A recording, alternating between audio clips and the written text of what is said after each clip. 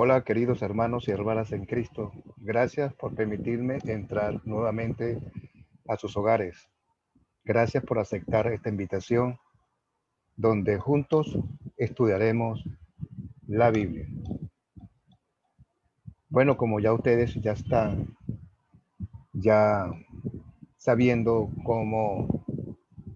qué es lo que tratamos aquí en este video, ya ustedes recordarán que son 4 conceptos que hemos querido enseñarles, las 4 claves que están dentro de la Biblia, no está de más recordarles que son el pecado, la gracia, la fe y las obras. También saben que estos 4 conceptos nos ayudarán a entender la ley como espejo y también como una guía. También nos ayudarán a comprender el mensaje del Evangelio, eh, ese Evangelio de salvación que es por la gracia a través de la fe, que es una gracia más, ese Evangelio que nos da la salvación. Eh, ya también saben, por lo que les hemos dicho en otros videos, que aquí enseñamos a través de una serie de historias bíblicas que nos permitirán ilustrar a cada punto. Y que cada historia que utilizaremos, tenemos un método muy sencillo para explicarle, ¿verdad? Y que es muy fácil de aprender. Y te capacita con este innovador método que ya saben, recuerden que se llaman las 4C. Eh, para continuar, aquí en esta oportunidad vamos a estudiar concretamente el concepto de las obras. Primeramente vamos a cerrar los ojos, vamos a bajar nuestras cabezas y vamos a hacer una invocación a nuestro Señor. A Madre Padre, amadísimo Padre Señor nuestro, yo solo no me puedo salvar. Soy el orgullo pecaminoso que vive en mí. Piensa que de alguna manera nuestras obras ganan tu amor o tu favor. Y no es así. Yo solo lo puedo lograr gracias a tu misericordioso amor que siente hacia nosotros y no a las obras. Amado Padre, te pido que esta noche esta enseñanza llegue y quede en las mentes de nuestros estudiantes. Gracias, Señor, que por permitirme en este momento enseñar tu palabra. Por Cristo nuestro Señor. Amén. Opinio legis es un término del idioma latino. Los teólogos lo usan para hablar sobre la disposición natural del corazón humano. Opinio legis.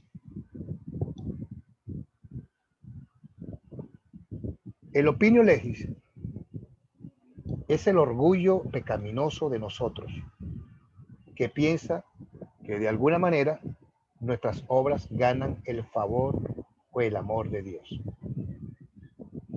Tal como lo hemos visto en clases anteriores, este no es el caso. Nuestras obras no ganan nada, sino el enojo de Dios, y nuestras acciones merecen solo el castigo de Dios. Nosotros no somos salvos por la gracia de Dios. Jesús llevó una vida perfecta que nosotros no hemos llevado. Y Él sufrió la muerte por nosotros que nosotros merecíamos. El cielo y el perdón que Él ganó son un regalo que recibimos solamente por medio de la fe. Nosotros no lo hemos ganado ni merecido. Recordemos eso. El opinio legis dice, yo no puedo salvar. Dice Yo me puedo salvar. Eso es lo que dice el Opinio Legis. Yo lo puedo lograr. Eso es lo que dice el Opinio Legis. Pero la Biblia deja en claro que Cristo es el que me puede salvar. Que Cristo es el que me ha salvado. Si usted no recuerda nada más de este curso, favor de recordar eso. Entonces, ¿de qué sirven las buenas obras? No tienen ningún valor. No las debemos hacer. Recuerden eso. Las obras no sirven para nada. No tienen ningún valor. Claro claro que la debemos hacer. Dios quiere que hagamos buenas obras para ayudarnos a entender mejor el concepto de las obras. Abrimos nuestras Biblias, ¿verdad? Y buscamos el libro de Juan en su capítulo 8. Juan capítulo 8. En esa historia vemos el orden correcto de las obras. Las obras vienen después de que reconocemos nuestro pecado, después que vemos que somos salvos por la gracia, después de que nos ponemos en fe en Jesús por el poder del Espíritu Santo. Después de esto es que vienen las obras que debemos hacer. Y Jesús se fue al monte de los Olivos, dice la historia. Por la mañana Jesús volvió al templo y todo el pueblo se le acercó y él se sentó y les enseñaba. Entonces los escribas y los fariseos le llevaron a una mujer que había sido sorprendida cometiendo adulterio. La pusieron en el medio y le dijeron: Maestro, esta mujer ha sido sorprendida en el acto mismo de adulterio. En la ley de Moisés nos ordenó apedrear a mujeres como esta. ¿Y tú qué dices? Ellos decían esto para ponerle una trampa y así poder acusarlo. Pero Jesús se inclinó y con el dedo escribía en el suelo. Como ellos insistían en sus preguntas, él se enderezó y les dijo: aquel de ustedes que esté sin pecado, que arroje la primera piedra. Y Jesús volvió a inclinarse y siguió escribiendo en el suelo. Ellos, al oír esto, se fueron retirando uno a uno, comenzando por los más viejos y siguiendo por los más jóvenes, ¿verdad? Solo se quedó Jesús y la mujer permanecía en medio.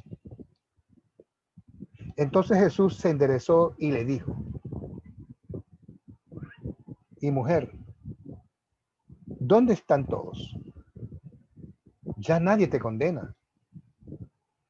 Ella dijo: nadie, Señor. Entonces Jesús le dijo: yo tampoco te condeno. Vete y no peques más. ¿Cuándo ocurren las buenas obras de esta mujer en la historia? Después que Jesús, el Hijo de Dios y Salvador del mundo, le asegura: yo tampoco te condeno. Después de esto Jesús le dijo: vete ahora y no peques más. Jesús le llamó a hacer buenas obras. Después de que él le había quitado su pecado, después que él le dijo que no le iba a condenar, entender este punto es vital, compañeros, hermanas y hermanos, para comprender el concepto de las obras. No somos salvos debido a nuestras obras, sino que hacemos buenas obras porque somos salvos. Jesús salvó a la mujer de ser apedreada de muerte, pero aún más importante, la salvó de la muerte eterna porque ella merecía. Él le aseguró de su total perdón sin costo. ¿Cómo cree usted que se sintió la mujer al dejar el templo ese día? Gozosa, agradecida, dispuesta a cambiar su vida. Sí, sí y sí. Claro que sí. La determinación para cambiar su vida la hubiera invadido el gozo y el agradecimiento que ella sintió hacia Jesús, su Salvador. Lo mismo es cierto para nosotros, queridos hermanos. Por nuestros pecados de pensamiento, palabras y acciones, nosotros merecemos el castigo de Dios ahora y en la eternidad. Pero Dios en su sublime gracia envió a su Hijo, quien llevó una vida perfecta en nuestro lugar y sufrió nuestra muerte. El Espíritu Santo, queridos hermanos, nos ha conducido a poner nuestra fe en Él. Por medio de la fe tenemos perdón, paz, paz con Dios y vida eterna en el cielo. El gozo y el agradecimiento son las reacciones naturales de un corazón de fe.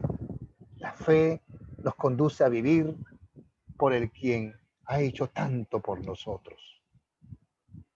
En nuestra enseñanza hablaremos más a fondo del papel de las obras en la vida del creyente y contestarán estas preguntas esenciales. ¿Qué papel tienen las buenas obras en nuestra salvación? Ninguno. Somos salvos sin las obras de la ley. Si buscamos en Romanos 3:28, por lo tanto, dice así, llegamos a la conclusión de que el hombre es justificado por la fe, sin las obras de la ley. Otra pregunta, ¿por qué hacemos buenas obras? Bueno, por la misma razón que la mujer dejaría su vida pecaminosa en gratitud por la salvación, por la gracia de Jesús. Y otra tercera pregunta, ¿cómo hacemos buenas obras?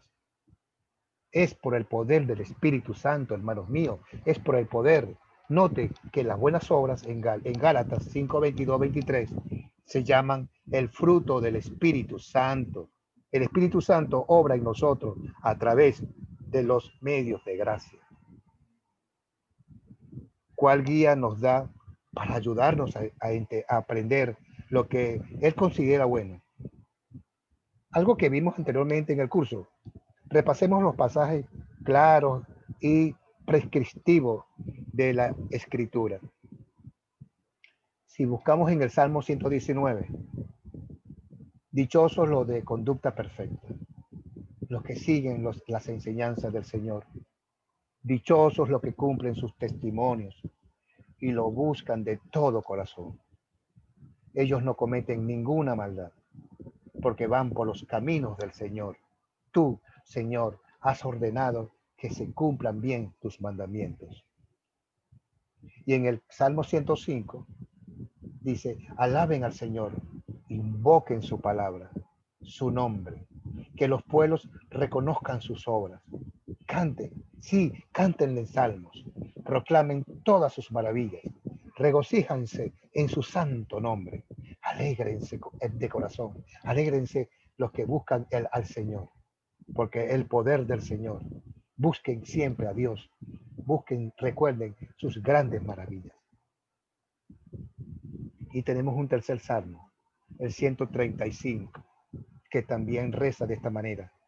Alabado sea el nombre del Señor, que lo alaben todos sus siervos, los que sirven en el templo del Señor, los que están en los atrios de nuestro Dios. Alaben al Señor porque Él es bueno. Canten salmos a su nombre por su bondad. Ok, leímos una historia.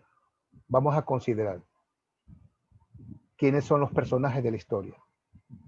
Acuérdense que estaba Jesús, las personas que se reunieron alrededor de él, los escribas y los fariseos, ¿se recuerdan? La mujer sorprendida cometiendo adulterio. Esas eran las personas que estaban allí. Los personajes de la historia. ¿Cuáles son los objetos de la historia? Las piedras. el suelo que Jesús escribió en las palabras profundas que le diría a ella tampoco, yo te condeno. Eso fue lo que él escribió en la tierra. ¿Dónde ocurrió la historia? En el templo, en Jerusalén. ¿Cuándo ocurrió? Juan 8 dice, por la mañana. Una mañana en el templo en Jerusalén. Allí fue que ocurrió la historia. ¿Cuáles eventos ocurrieron en esta historia? Jesús llega al templo por la mañana, ya lo hemos dicho. Las personas se acercan. Los escribas y fariseos llevan ante él a una mujer sorprendida cometiendo adulterio como una trampa. Eso fue lo que quisieron hacer. Si hubiera dicho que debe ser ejecutada, hubiera roto la ley romana que prohibía que podrían ejecutar a personas ellos mismos. Ningún fariseo podía romper esta ley. Si hubiera dicho que no la debían de ejecutar, hubiera roto la ley del Antiguo Testamento. Ahí estaba la trampa. En vez de eso, Jesús contesta de tal manera que todos los que estaban a punto de apedrear a la mujer se fueron, dejando solamente a él y a ella.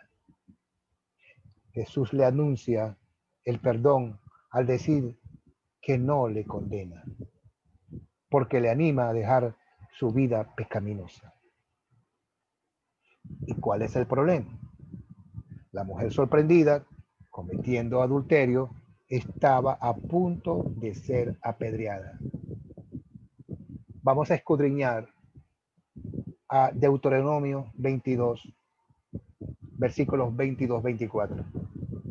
Si alguien, dice así la historia, si alguien es sorprendido acostándose con una mujer casada, tanto el hombre como la mujer serán condenados a muerte. Así quitarás el mal de Israel.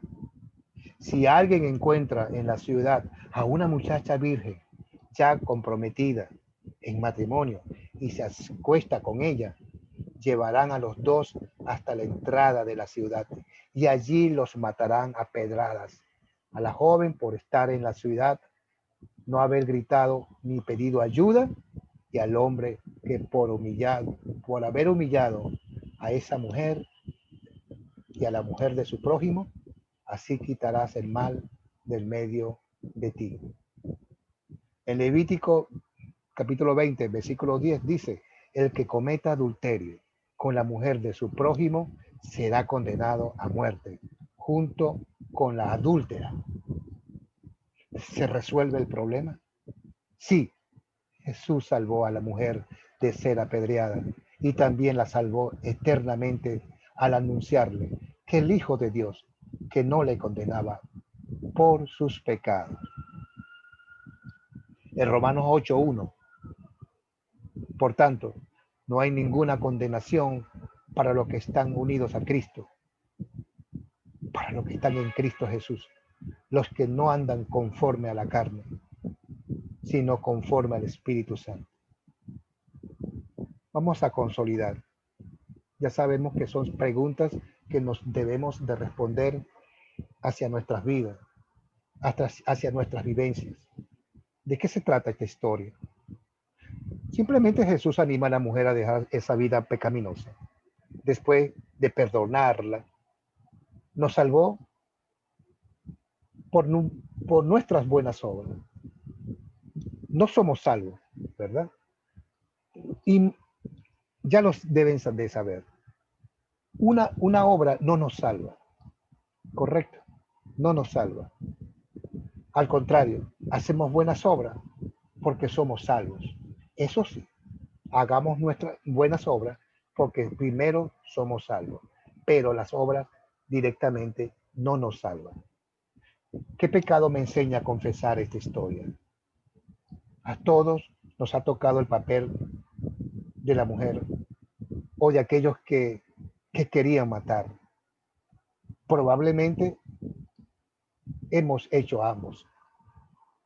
A veces estamos convencidos de que somos más justos que otros y nos la pasamos menospreciando a los que pecan. En otras ocasiones tal vez hemos sido sorprendidos en pecados públicos y nuestra culpa es obvia ante todos. En cualquier caso, somos culpables y tenemos mucho que confesar. ¿Dónde veo el amor de Dios en esta historia?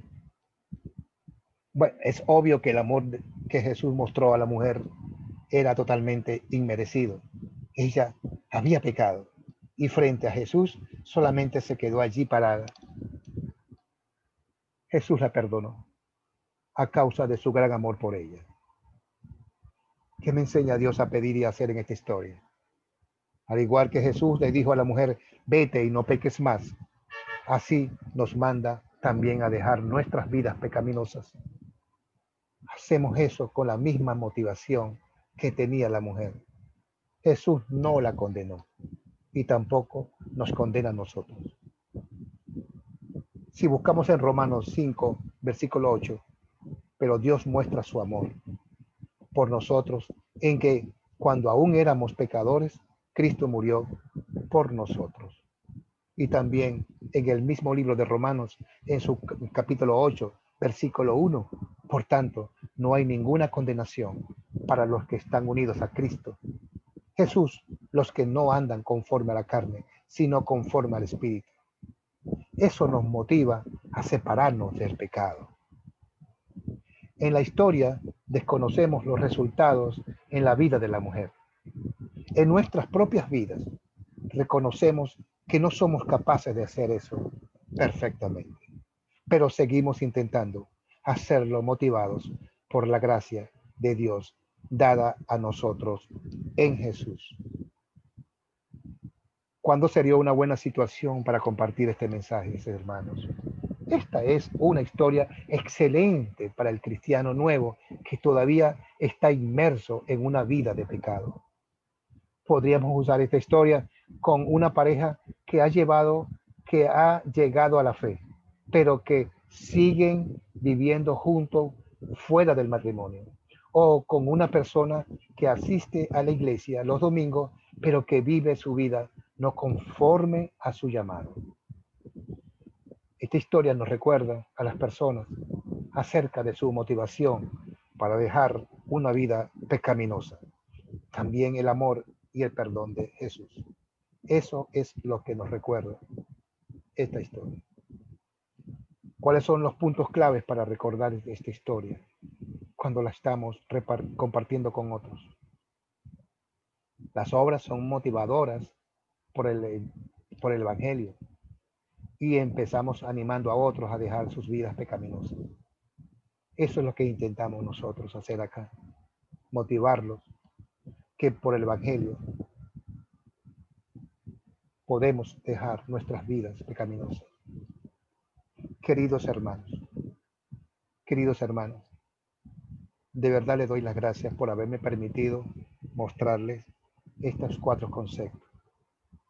Gracias por permitirme entrar a sus hogares nuevamente y hablarles de la más importante de nuestras necesidades. Conocer las enseñanzas que Dios nos da a través de sus santas escrituras. Muy agradecido de verdad. Gracias por todo. Dios lo bendiga.